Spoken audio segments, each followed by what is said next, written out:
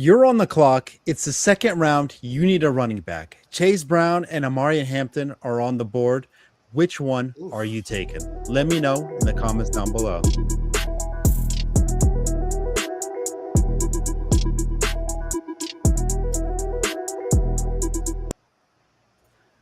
I mean, it's a very straightforward answer, right? I mean, at least to me, it's a straightforward answer. But of course, you know what? We got a couple of people that are about to duke it out. Tipp, on one hand, he says you should have Chase Brown. Nicho, on the other hand, says you should have Omari and Hampton, and both of them are a no-brainer. I'll be the judge. Tipp, you get to start it off. Second round, you're on the clock. Yeah, it's not particularly close, and I'm going to tell you why. Chase Brown has done it in this offense. He's done it in an offense with Joe Burrow, who, yeah, I'm not going to knock Justin Herbert, but Justin Herbert and the new offense that's being instilled in LA, it's going to take some time. You know, with the Bengals, we already seen what this team has done. It's particularly in the red zone, where last year they ranked number 3 in red zone touchdown percentage. And look, I'm going to tell you right now, the last 3 weeks of the season, check this out, guys. Last 3 weeks of the season, Chase Brown, 32 points, 29 points, 19 points. Chase Brown won people seasons last year, won people championships last year. And I'm going to tell you another thing, too. Not only that, 93% red zone touchdown percentage. 93% is what you got in those championship weeks from the Bengals. And I think Joe Burrow, Chase Brown, they're going to be on a tear this year. You already know Chase Brown has his explosiveness. You also know he could catch the ball too, right? So in his pass catching prowess, look, this guy catches the ball easier than some of the running backs in this league. And I'm going to tell you one of the reasons why I think this year he's going to break what he did last year when it comes to receptions. Last year in receptions, guys, he did 69 receptions. We like the number 69, but I think he's going to do double. I think he's going to do more than that. I think he's going to do 80 receptions this year, because you got a guy in Joe Burrow who's not afraid to throw it to his running backs. He's not afraid to sling it across the field. He's going to stay healthy, but the defense is going to be a little bit better. We saw last year with this Bengals defense that the defense started to hold its own, particularly in the run game. So I think the defense is going to take another step forward. And I think that they're going to be in more meaningful situations with Chase Brown. And if they happen to get into some shootouts, Chase Brown again, he's their workhorse. He's their guy. Samaje Perine, the other guys on this team, they're not going to be touching the ball as much as Chase Brown will at the end of the season. The only thing you got to hope for is that he stays healthy. Amari Hampton's got a lot more to worry about, guys. He's getting a new offense. You've got to worry about when these players in these new offenses, especially younger players, it's going to take them a little bit of time. It took him some time last year to get acclimated to the league. Now it's going to take time getting acclimated again and learning a new offense. So I think that the Chargers offense will be a great offense when the season is all said and done. But coming out the gate, it might sputter a little bit. And not only that, one last nugget I'm going to tell you. The Chargers also have other running backs on the team. Kamani Vidal, they've got Keaton Mitchell on there as well. Like these, they're going to utilize some of these other running backs, if not all. And it could turn itself into some three-man committee, whatever you want to call it. And if it happens, then that's going to be a direct hit to Amari Hampton's fantasy value. You want to talk slow starts? Let's talk about the Cincinnati Bengals. The Cincinnati Bengals are notorious for a slow start, year in, year out, and then all of a sudden come week 5, week 6, week 7, they do turn it up a notch. So I know you made a lot of valid points in regards to, the offense with the Chargers, perhaps, starting out slow, but eventually getting there. And I hear you on CB. Like, I totally get it. He's got a lot of receiving upside, which we love out of running backs. But to me, Hampton is the home run pick. The Chargers completely revamped their entire offensive line. They're getting healthier. They brought in Charlie Kolar, who, let's get real, he's not a pass-catching tight end. He is a run-blocking tight end. Mike Charlie McDaniel. Yeah, but they didn't bring him here to catch when they got Gadsden and Njoku. Mike McDaniel knows how to maximize an RB's efficiency. We saw it for years with Devon Achane over in Miami. I fully expect him to be involved in the receiving game, Hampton that is, the way that Achane was in Miami. And although Hampton wasn't on the level of Chase Brown in regards to having that receiving upside, I think that's going to be a lot different story this year. I believe that the Chargers truly want to play a ground and pound game with Jim Harbaugh football. He did it in his time in San Francisco. He did it over at Michigan, and he wants to get back to that smash mouth football. And it's going to run through the 2025 first round NFL pick for the Los Angeles Chargers, Omarion Hampton. Now, listen, Brown thrives on volume and opportunity. He can be a 3-down back, but the Bengals love to put Samaje Perine in the game because he is a better pass blocker. Hampton is truly built like a workhorse. He's 6 feet, 221 pounds, and he's in an offense that truly has an identity of running the ball. The identity of the Bengals is going to be going through Joe Burrow and Jamar Chase. So Brown needs receiving volume and opportunity to fully pay off at his current price. Whereas Hampton, on the other hand, you're going to get the explosive plays. You're going to get the goal line work.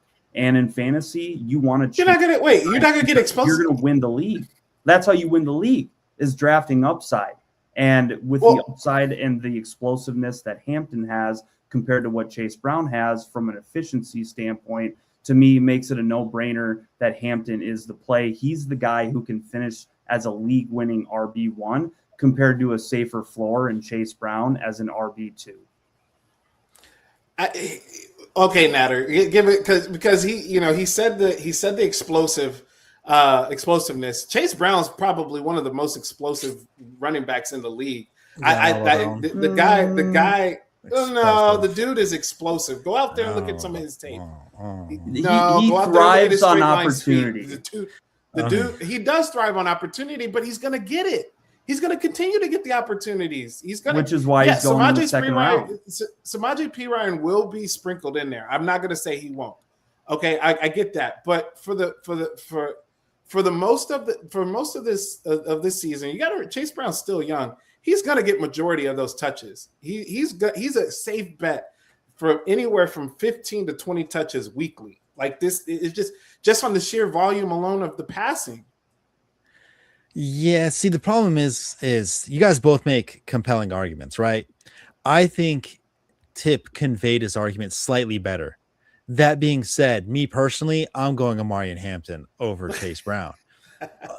But let me give you a couple reasons why. One, the Bengals run the ball to keep the pass offense honest, or the pass defense honest, I should say.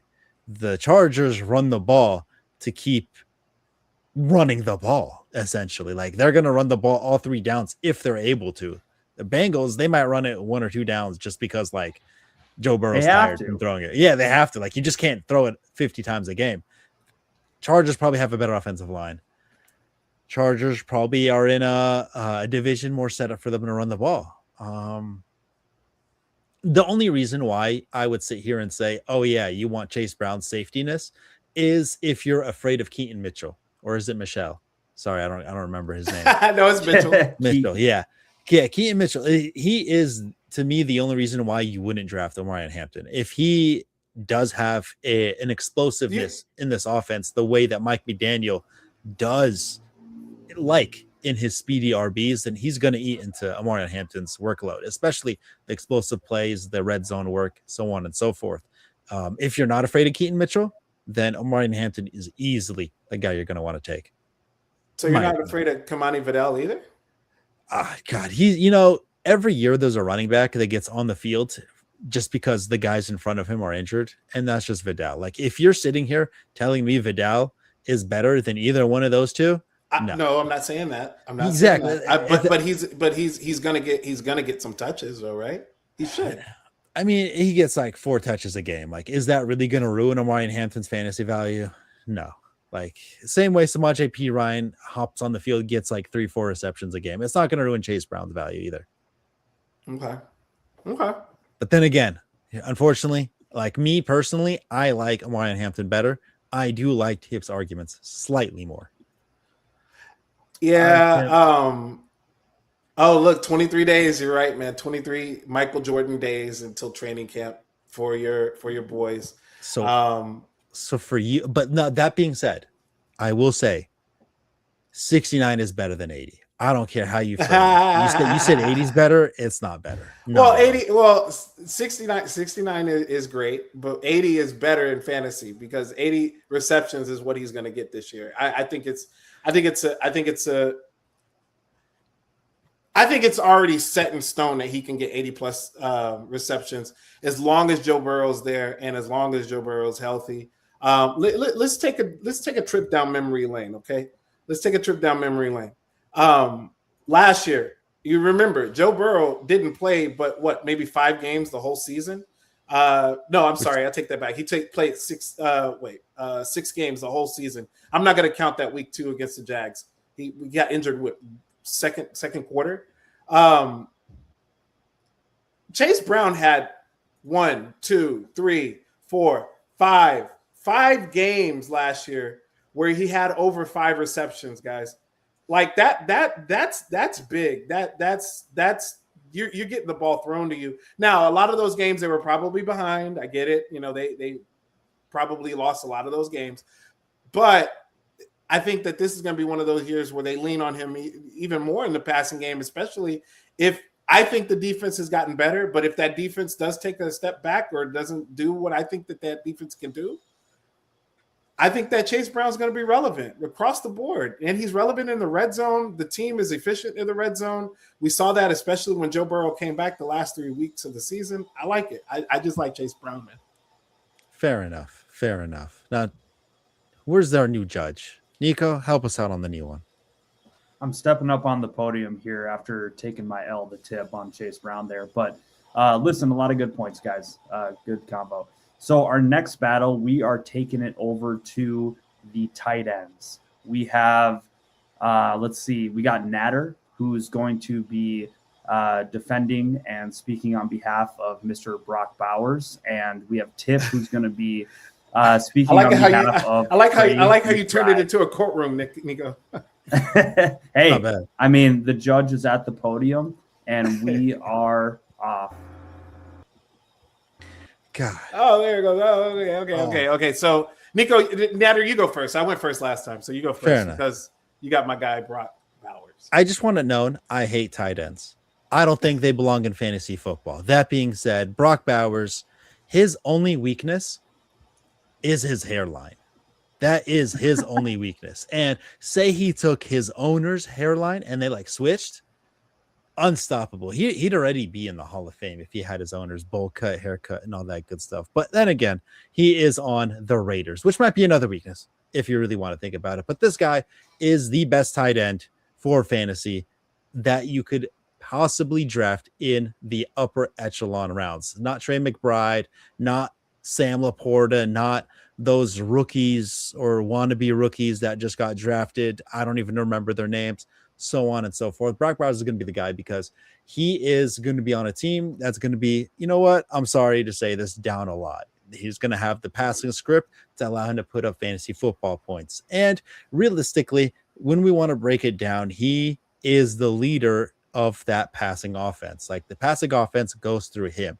We talk a lot about best balls and sleepers on people you could take in the wide receiver position for the Raiders. But realistically, all it is speculation, conspiracy theories. If you want to go that far, the ball must go through Brock Bowers in that passing offense, making him the premium option for you to take. And of course, you could talk about Ashton Genty, but you know what?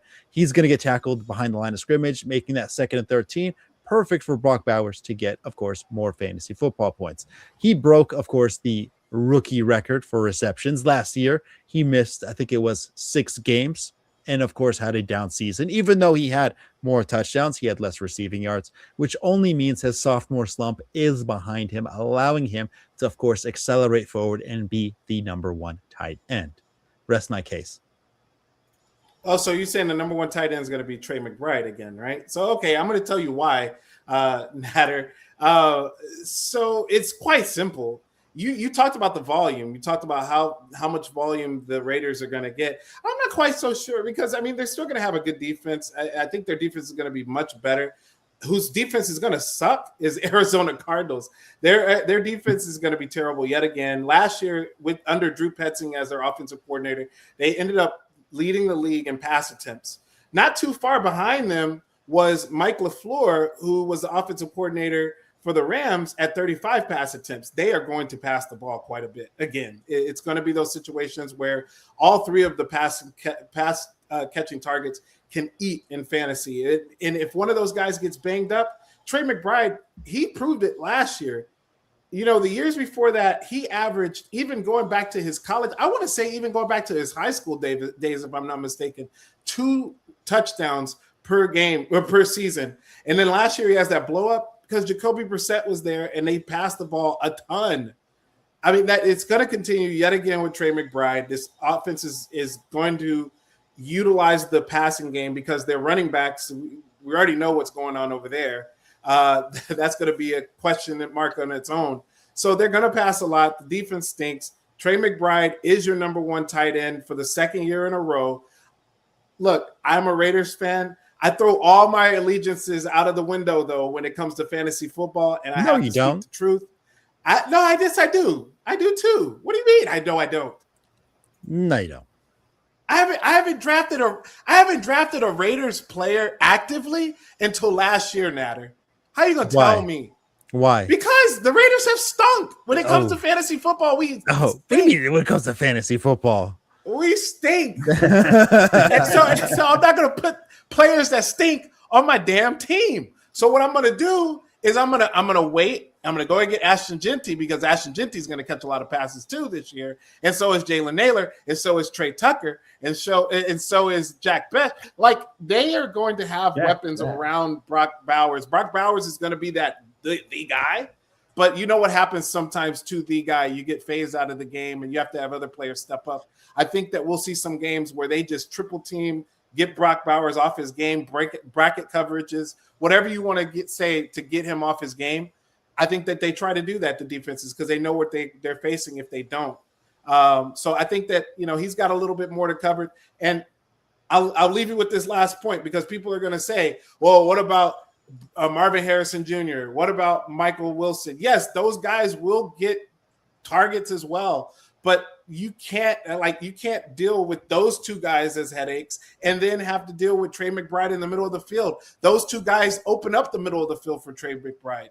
So while Brock Bowers is doing all the work trying to open up the field for everybody else, Trey McBride is just in there eating all these easy intermediate passes and short yardage passes. And that's what Trey McBride is going to do again this year.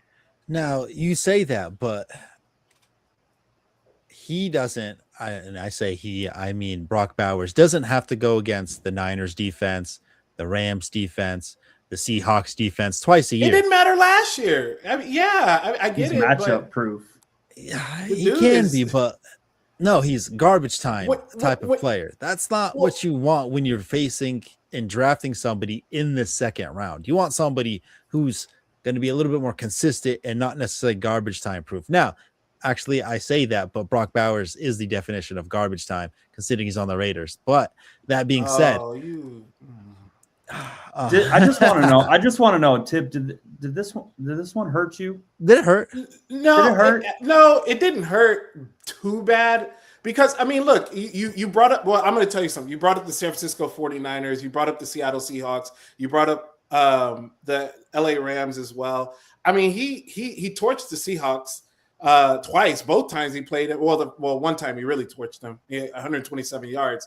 But he scored against all these teams. The dude is just matchup proof. The dude is a problem. And I think that as long as he can keep his touchdowns up, I didn't expect the 11 touchdowns that we got last year. But if we can, I was thinking anywhere from about 4 to 6 touchdowns. If we can get 6 to 8, I think he can finish right at that number one position yet again. And yeah, it did hurt. It didn't hurt because, again, like Trey McBride, you have to have him as number one. What he did last year, you have to have him as number one. Brock Bowers, the other situation you have to worry about is the knee.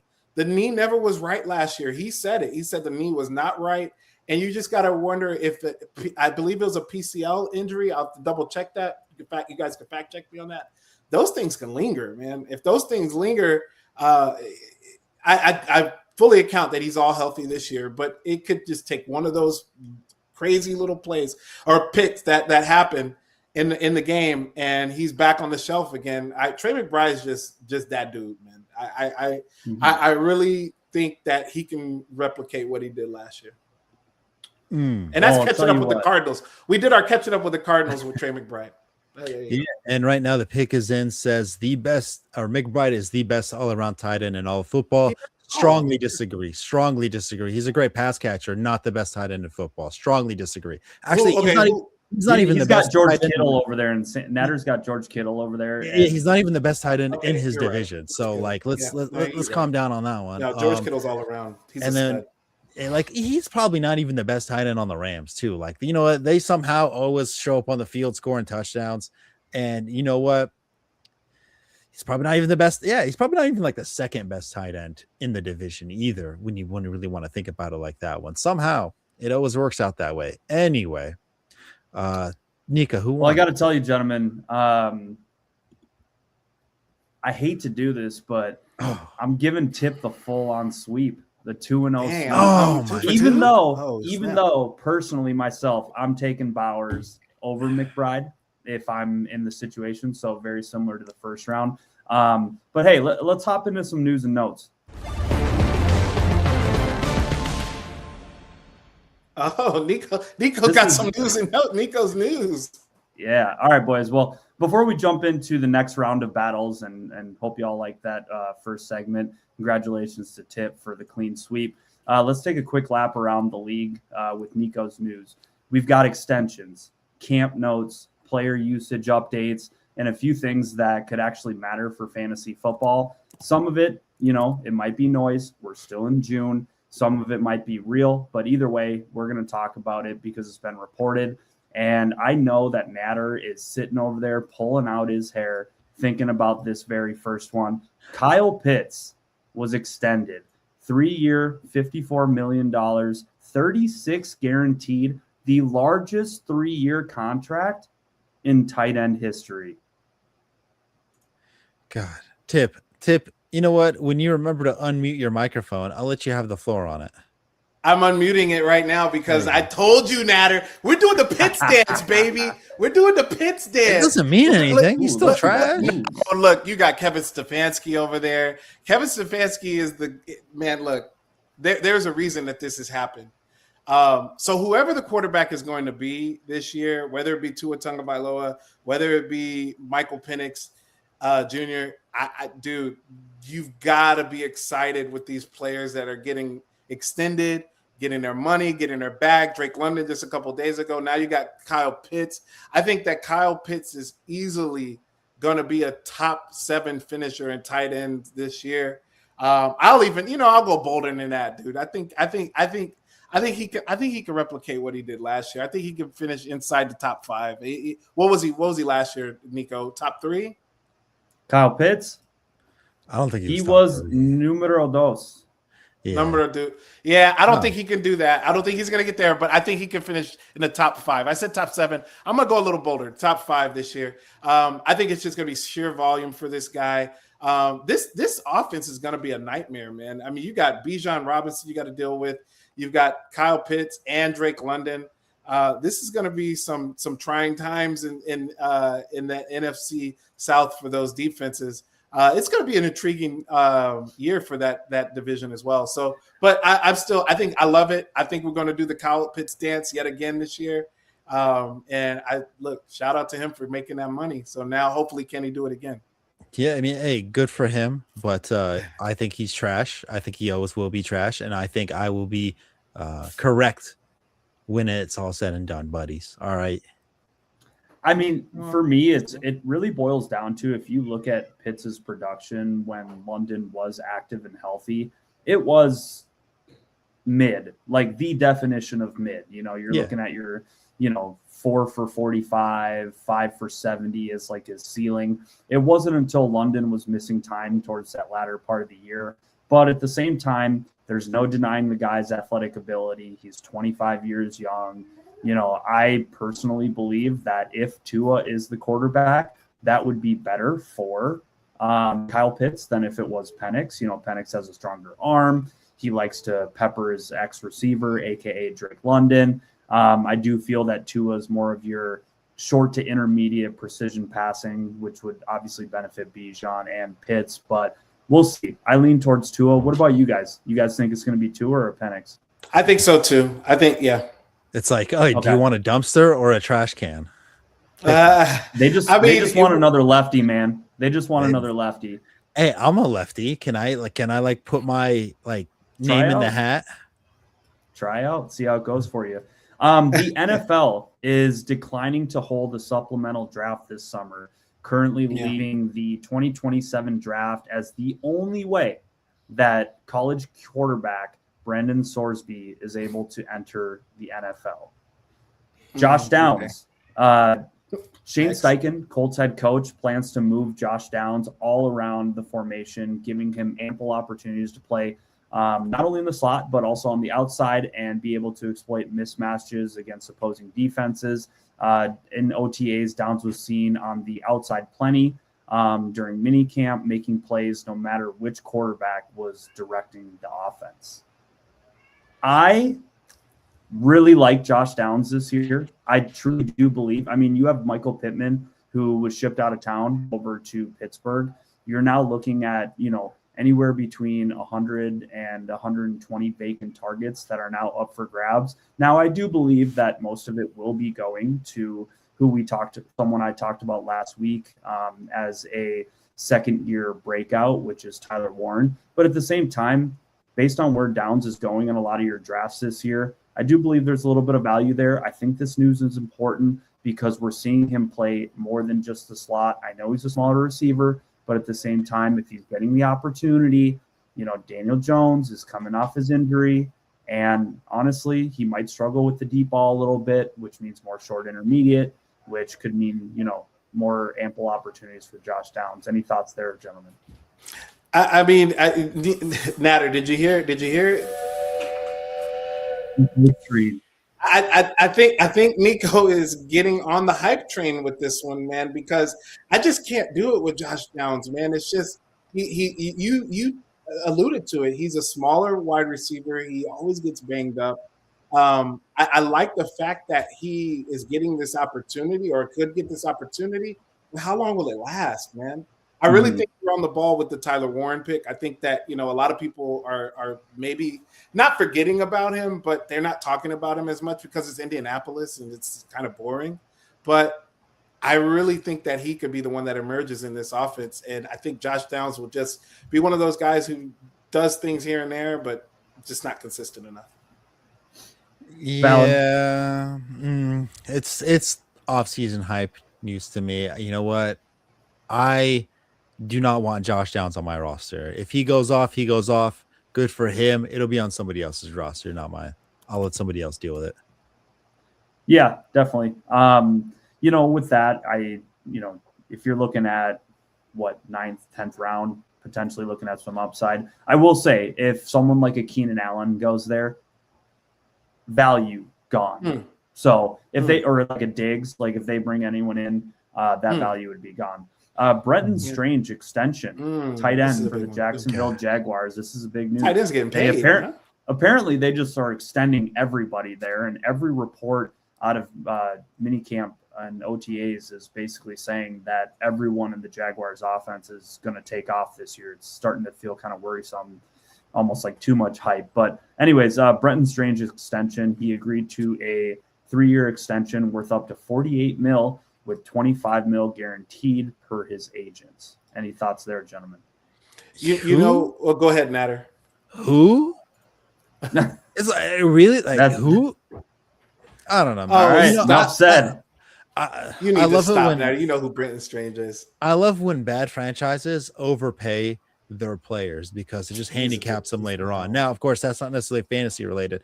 I'm not drafting Brenton Strange. Like, why in the world would you ever draft him other than him as like a streamer option, dart throw type of thing? Like, really? Like, you're gonna sit there and feel confident putting somebody named Brenton Strange on your roster? He doesn't even have a tight end name. Like, You got even Kyle Pitts to is do a little strange, something strange for some change, though. yeah, like That is- at least Kyle Pitts has a tight end name. Like, I'm not doing it. Well, at least Kyle Pitt. I mean, and I like Doctor Strange, man. I like him. I like Brenton Strange. I think that the Jaguars like him too. And you said something, Nico, that was really important.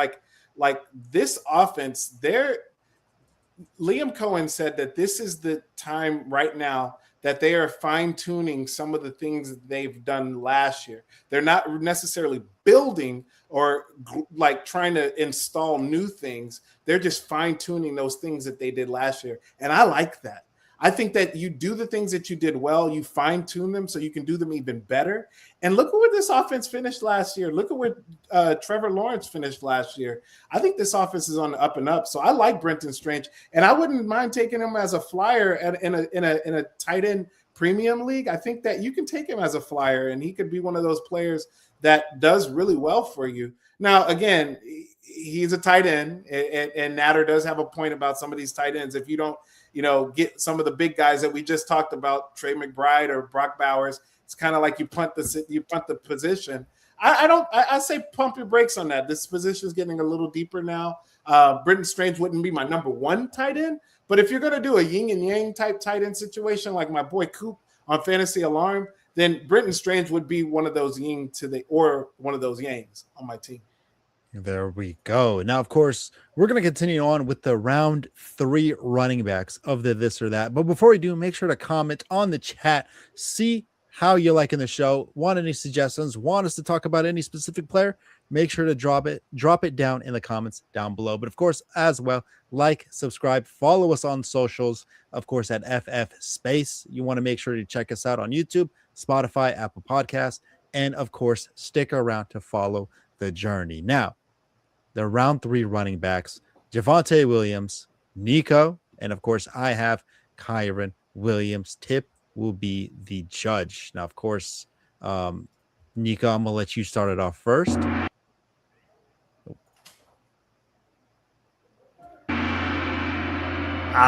There it is. I feel like we can't start until the gong goes. Yeah. I thought I hit it. It's all good. Listen, I'm not going to go on a deep analytical dive here like I normally do because these two guys are identical. They thrive on opportunity, and their production last year reflected it.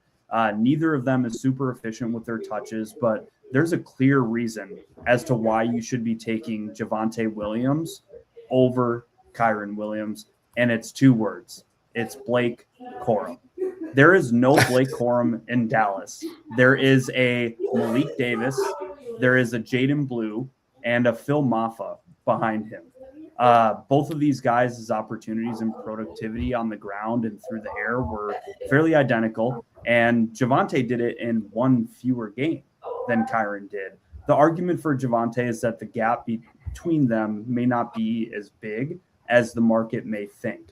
He had a monster season last year. He rushed for over 1,200 yards, 13 total TDs, 35 catches, which, by the way, it was fairly inefficient, 3.9 yards per reception on his 35 catches. And that has to show some positive regression because having it be that low just when you're a check down Charlie, like there's positive regression there coming there for me. And Dallas rewarded him with a 3-year, $24 million contract, which tells us that they view him as more than just a 1-year fluke. And the biggest case for me is just role stability plus price. Kyren's been a workhorse in the past, but the Rams have been trying to get Blake Corum more and more involved. We saw it all throughout last year. We saw that down the stretch. Javonte had a 69% opportunity share compared to Kyren's 64.8. Kyren is truly in that 2-headed rushing attack while Javonte just has no competition. And I'm not like sitting here and saying that Kyren is dead or not a great pick, but when you're looking at these two potential opportunities in the 3rd round of your draft and you're looking for a running back, I just feel that Javonte has that higher upside because he's not splitting that target. So, and before anyone chimes in with red zone this, red zone that, Javonte had more red zone touches than Kyren did last year. Overall, Kyren deserves respect, but he is being priced like a safer workhorse while Corum is clearly not going away. Meanwhile, Javonte is sitting here, got paid, got his monies, and has a clear path to success in a high potent offense. Yeah, I mean, the problem is Javonte. I like him a lot. I do like him a lot. I think he is a phenomenal player, but hear me out. It's all wrong. Kyren Williams will always be the guy that you want stashed on your roster, like especially in the third round. Like if you take, for example, let's go Jamar Chase in the first pick, and then the second pick, you go, unfortunately, I don't have my ADP list right in front of me on how draft goes, but you know what? We're just gonna theory craft. You took Chase Drake Brown. London. Drake London. No. You definitely did not do that. You definitely did not do that. Okay, talking about London last week. No, you're not doing that. That means you got a solid wide receiver one. You got a solid RB1 on your roster. Okay, now you have the ability to go for flexibility, and you want Kyren Williams in that spot specifically because if you have an RB stack of Chase Brown and Kyren Williams, you're looking very scary. And then Chase Brown as a wide receiver. So Chase Brown. Am I saying Jamar Chase? Sorry, I can't say it right. Jamar Chase is your wide receiver one. Chase Brown's your RB1, and then now you have Kyren Williams as RB2. That's a scary roster because Kyren Williams is the staple of consistency in the running back position for the NFL. He always is healthy. The worst he's ever missed is 5 games in 2023. He plays when he's hurt. He plays when he's healthy. Obviously, he plays when he's healthy. And of course, he is guaranteed minimum 10 touchdowns. Guaranteed. Last 3 seasons, least 10, most 14. You're going to get solid red zone production on arguably the most efficient offense in NFL. Like, he's going to have opportunities regardless of how he plays. He could play with a 3-yard per carry average. He's going to get red zone touches because his team's going to get in the red zone regardless of how he plays. He's going to find a way into the end zone because of how good that team is. You have MVP caliber quarterback, MVP head coach, MVP wide receivers, MVP offensive line. They're making a Super Bowl run, and you saw that with their massive trades going in for Myles Garrett. And to get in the end zone and to win football games, Kyren Williams has to be productive. With Javonte Williams, like the Cowboys, they're not going anywhere. At some point halfway through the season, you know what they're going to do? They're going to start going, all right, hey, we got to see what our rookies got. We got to see how our rookies do. And eventually you're going to see Javonte Williams touches. They're just going to go a little bit down every single week. And then you're going to see the backup go up a little hair tick every single week. Kyren Williams, he is going for the Super Bowl. His team is. And of course, if he's going for the Super Bowl, then you're going for the championship. What are your thoughts on Blake Corum though? Because you didn't mention him once. And yes. Are you not worried? Let me tell you. I am the opposite of CMC, where he needs to be on the field 24/7. Just like how Bijan Robinson isn't on the field 24/7. Well, we discussed this last week. He's on the field. What was it, like 67% of the snaps? It was something like that. Like, it is perfectly okay for him to not be on the field 100% of the time. If anything, it's better. Like, it's a marathon, not a sprint. You want him in your active lineup, not on the injured reserve when it comes to championship season, because when you're drafting somebody like Kyren Williams, you're expected to be in the fantasy playoffs at this point. And you know what? If he's playing, he's producing fantasy points, and that's something you want to see. This one's a good one, guys. And I think a lot of people see, we talk about Kyren Williams. We talked about him on our show several times, especially when we were doing spaces back on X. I know his name popped up. We haven't talked a lot about Javonte Williams, and we really haven't talked about what he did last year and what he could do in year 2 in Dallas. But I'm still going to lean Kyren, man. I think Kyren is that guy that he's just steady Eddie. He's just does it all. He's always going to be productive, especially in the red zone. Nico, you asked, are we concerned about Blake Corum? And I'm not necessarily concerned about him. I mean, yes, he's there. Yes, he's going to take away some touches for a spell. but I'm not that concerned with him. We didn't need to be concerned with him last year. And we definitely, I think this year, going into this year with Sean McVay again, Sean McVay plays the players that he trusts. And I'm not saying he doesn't trust Blake Corum, but I think that he has to gain some more of that trust to get on the same level where Kyron Williams has. So I think Kyron Williams, slight tick, man, but I think it's very, very close, especially if we get that Javonte Williams. And if Jaden Blue doesn't take that next step, if we get that Javonte Williams from last year, I think he can have an even better season this year because I think that that defense is going to be better and they run a little bit more too, which Brian Schottenheimer wants to do. I was so shocked looking at these two players side by side. They are the same person from a standpoint of opportunity, productivity, and efficiency. Like, they're not the most efficient runners. They thrive on the opportunity given to them. And for me, the deal breaker, if you will, when you were looking at that is who do I believe is going to have more opportunity in 2026, which when you look at competition in the running back room, which is why I lean Javonte. But Nader made some good points. Congratulations, sir. I tip my cap to you. Thank you. Thank you. It was hard to argue against Javonte Williams because I do like the guy. But again, even me personally, not defending, me just having to defend Kyron Williams, like me personally, I do really like Kyron Williams as well. I'm just glad you said or didn't say, oh, they're in a better offense, like the Dallas Cowboys offense is nothing. Because we all know you love your players on good teams. Yes. Hence the Kyron, hence the Devontae. Yes. But anywho, congratulations, sir. Thank you. Thank you. Well, now, you know who else we're going to congratulate as well? We're going to congratulate the great Bob Lung of the Fantasy Football Expo and the Consistency Guide Report. Guys, go ahead. Play that little clip. Let me see if I could figure this out. Let's add this to stage. Hey, everybody. Bob Lung with the Fantasy Football Expo here. Look, I know you're a fantasy football fan. You're obviously a player because you're listening to the Fantasy Football Space podcast. And so therefore, I'm going to tell you right now, you need to come to the Fantasy Football Expo this July 24th to the 26th. It's in Canton, Ohio. So if you've never been to the Pro Football Hall of Fame, this is your opportunity to do both. So come hang out with us. We've got parties. We've got panel discussions, booths, all kinds of fun. Hang out with 600-700 of your closest fantasy football friends. Do not miss this. TheFantasyFootballExpo.com is where you get your tickets. Get them now. Price goes up July 1st, and we'll see you in Canton in just a few weeks. Damn, that's a really good commercial right there. Honestly, I have met. Sorry, man, I feel so bad. I don't remember his name anymore. I am Bob so Lung? bad. Bob Lung. Yeah, I've met him like once, not like physically, but like over the internet. I met him, and super nice guy, really nice guy. So of course, he did a show with us. Yeah, he did a show with us like 2 years ago, I think. Yeah, something like that. Yeah. Cool guy. Yeah, cool cool guy. dude. Now, of course. So go ahead, Should we Nader. continue it? All right. We got Devontae Smith and Garrett Wilson. So, of course, Devontae Smith is going to have Nicho defending him. Garrett Wilson, good luck, Tipp, because I don't think there is defending him.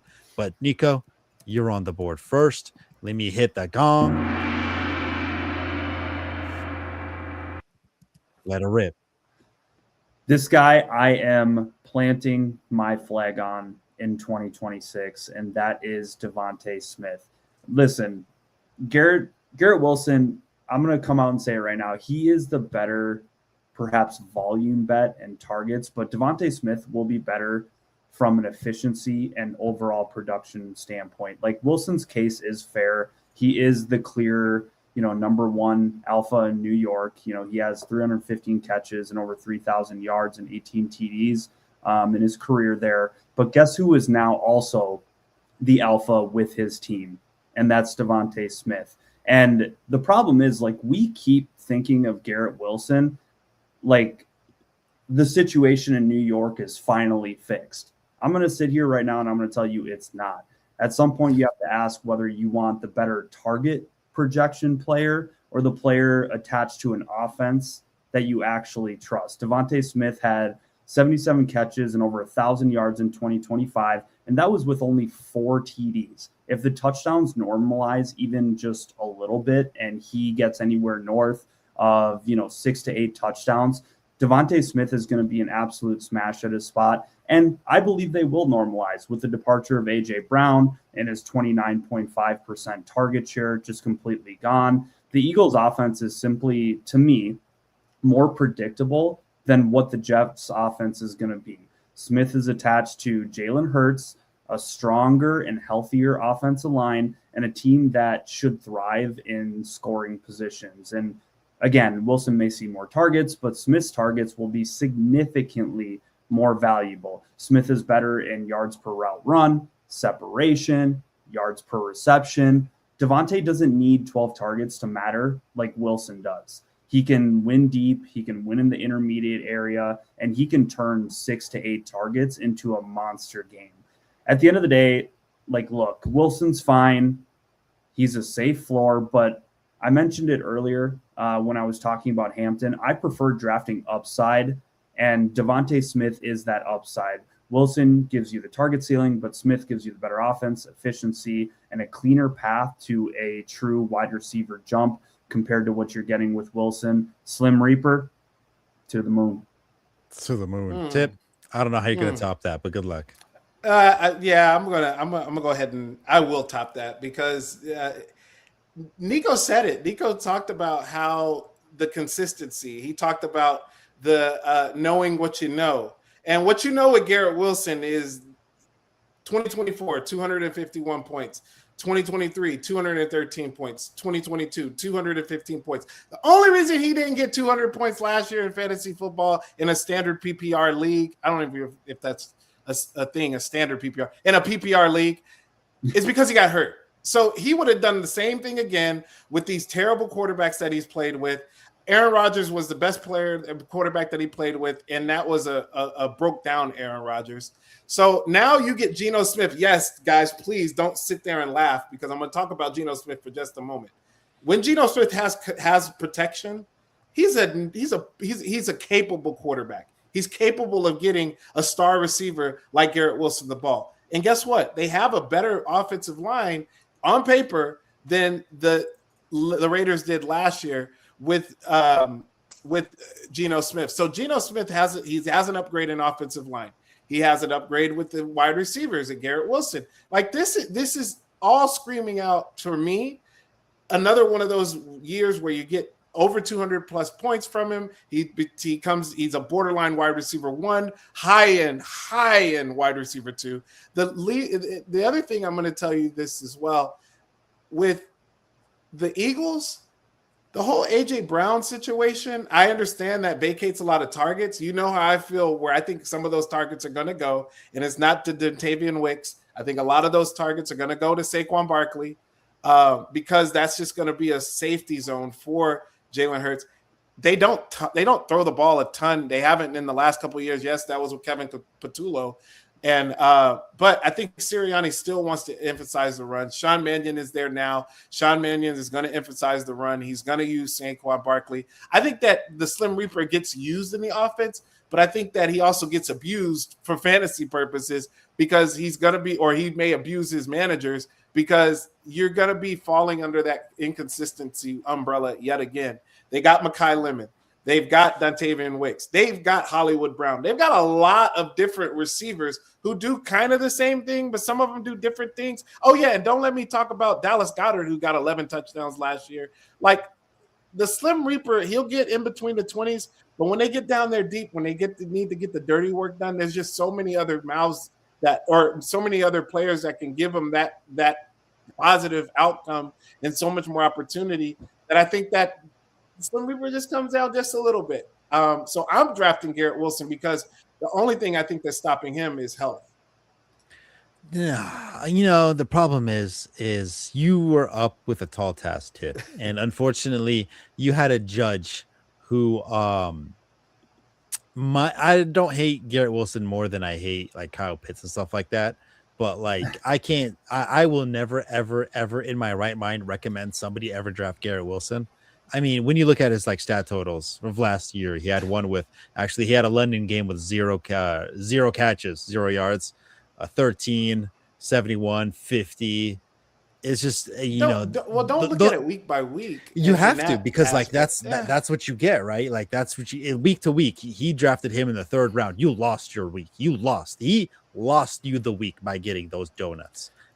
Like there's no point ever where Devontae Smith lost you the week, because he wasn't drafted in the 3rd round. Now he of course he elevated a little bit because of course the situation now, so we're expecting him to have a lot more consistency, but at the same time it's also a level of anxiety reducing or inducing, depending how you think about it, because I have drafted Garrett Wilson one year when of course Aaron Rodgers was the quarterback, and you know what, I went with the stack. Actually, I went for Aaron Rodgers, Garrett Wilson, and I paired them together with a stack, thinking it was going to be beautiful. I think I finished in last place in that league, specifically because I got destroyed by that stack, because it was an expensive stack of Garrett Wilson. And there's so many weeks where you sit there and you go, God, it's so anxiety inducing. Should I bench him? Should I start him? I don't know what to do with him anymore. And more often than not, I made the wrong decision. And of course, it ended up where I am today. So I would unfortunately never recommend somebody drafting Garrett Wilson. I'm going to have to give Nicho the shout out on this one and the dub. But of course, the follow-up argument is definitely available to the floor. Tipp, how do you feel? But my thing is this, man. In fantasy football, you want 2 things. You want opportunity and you want consistency. And I think Garrett Wilson will give you both of those. Yes, could he give you a 0 week? Okay, of course. It's a wide receiver. He's on an offense who, I think it's going to be better than what people think, but I don't think it's going to be a great offense by any means. I think that you are looking for also a little upside, and Garrett Wilson can provide that. He can have those blow up weeks where, Devonta Smith can as well. But I think that, again, man, he's not going to be the focal point in this offense. He might be the focal point as a wide receiver, but he's not going to be the focal point in this offense. I think that's Saquon Barkley, and I think it could be Dallas Goedert. I think they found something last year, him and Jalen Hurts. And now with A.J. Brown gone, I get it, but there's a lot of questions that need to be answered with this wide receiver group. And I want to see it in action before I'm like 100% on Devonta Smith. Breece Hall, Omar Cooper, Adonai Mitchell, and Kenyon. I saw let's not forget about Mason Taylor. He got a lot of targets. We talked about it before. Geno Smith, he's not a mobile quarterback. He's going to be more of a check down Charlie. And they brought in weapons, and I believe that target share isn't going to be sitting at where it was last year in the 30s, which was obviously elite. But at the same time, my guy, he's not going to need 12 targets every single week just to be productive. Well, speaking about some production, I heard you doing trades over here, Nicho. What's going on with this? Yeah, I made a dynasty trade yesterday, gentlemen. Yeah, talk about this dynasty trade. We love trades. Let's have the chat drop comments below about what they think of this trade and who won. So it's the 4th year. I drafted a win now team for the most part, so I'm definitely contending. I got first place a couple years ago, and I got 3rd place in year 1 and year 3, and I still have that window. But I have guys like Derrick Henry, Jonathan Taylor, and my 3rd running back is like Rico Dowdle and Tajay Spears, and it's not deep. I'm very deep at wide receiver, but I'm not deep at running back. And I made a trade. I traded the king. I traded Derrick Henry and a 2027 3rd-round pick, and I got in return David Montgomery and the 4th overall pick in this year's draft. Obviously, looking to turn that 4th overall pick into Jerian Price. And if for some reason Tate or Tyson slip, I'm leaning towards going for the best available. But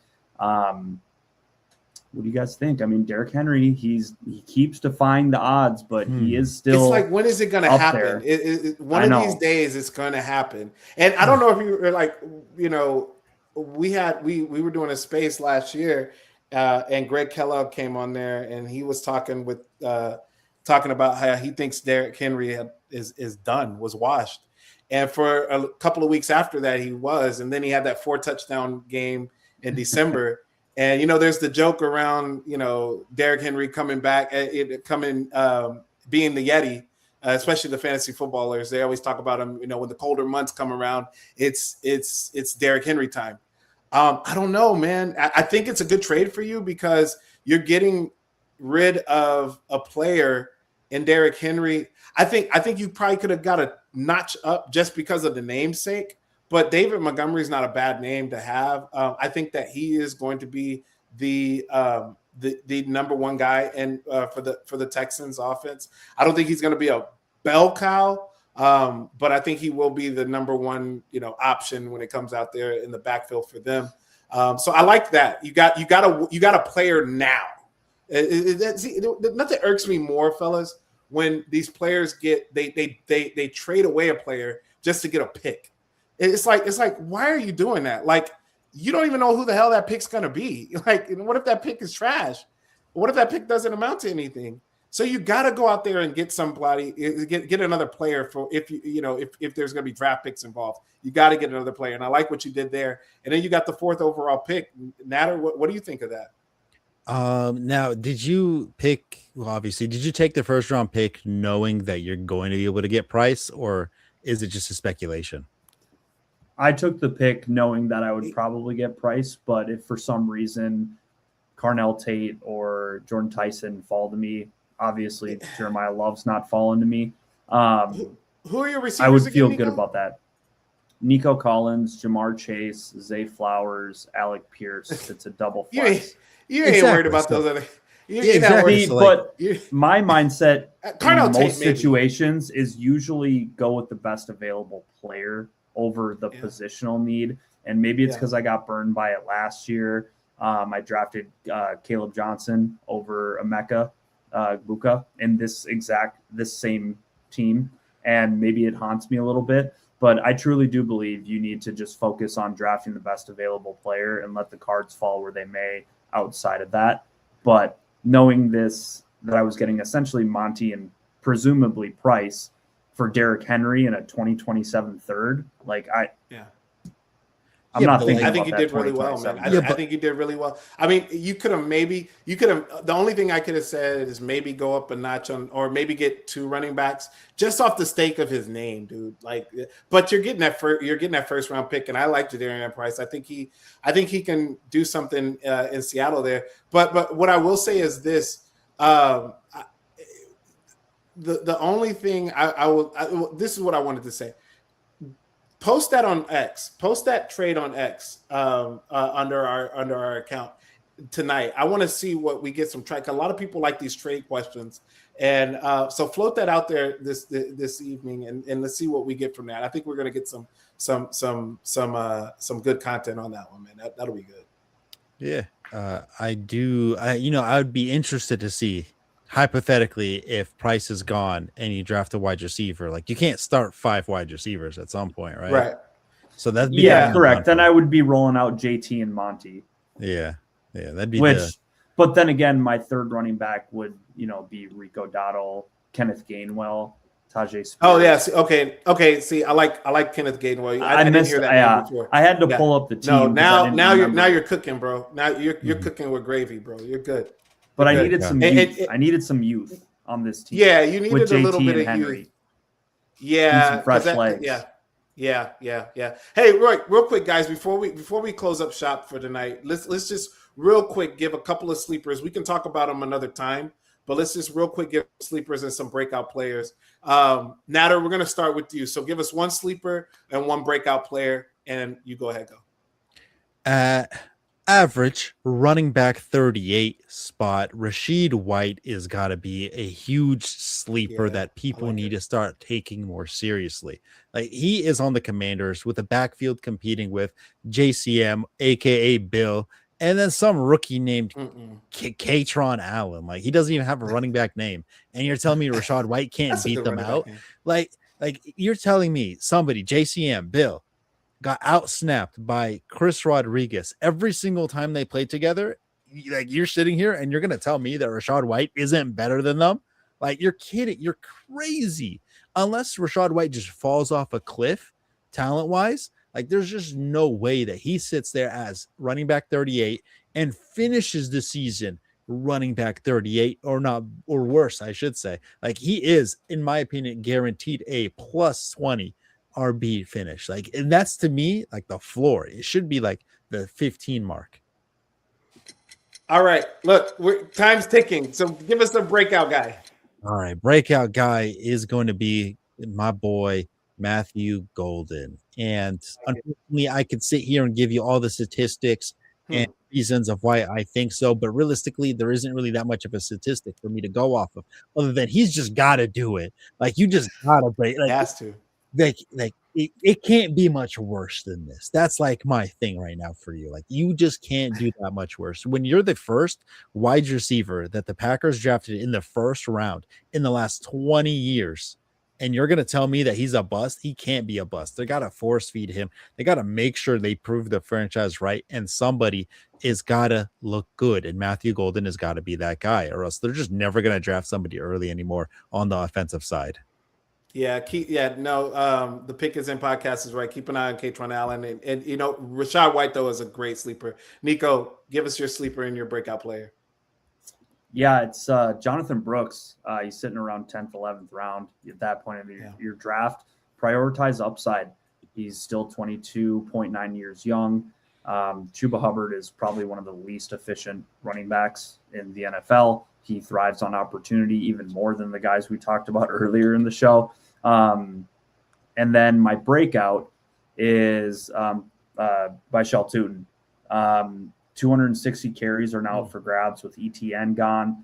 You know, Chris Rodriguez is dealing with an injury right now. And, you know, Tootin's opportunity is coming. He had a 6.3 yard per carry, over 1,100 yards, 17 TDs in his last year in college, dominated the NFL Combine, which is how he moved up in drafts. He's going to have the opportunity. It's an elite offense, and I think he's going to take full advantage of it. Tootin is breaking out this season.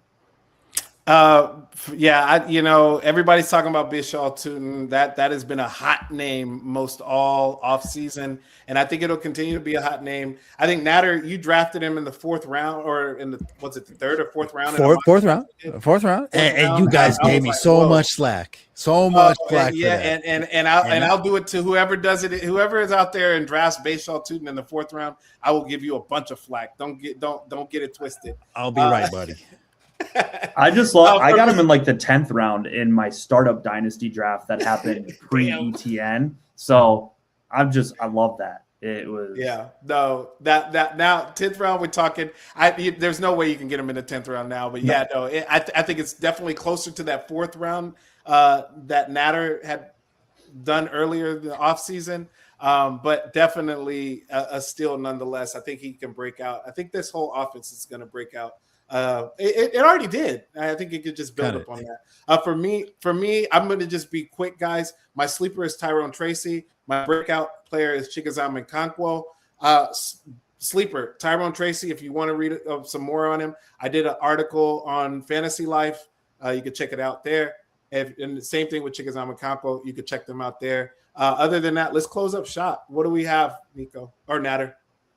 Well, let's see here. Of course, as always, you're going to want to like, subscribe, comment down below, and tell me what you think about the show. Anything you want us specifically to talk about or go over, feel free to let us know so we can go ahead and do so. Leave a 5-star review on your podcasting platform.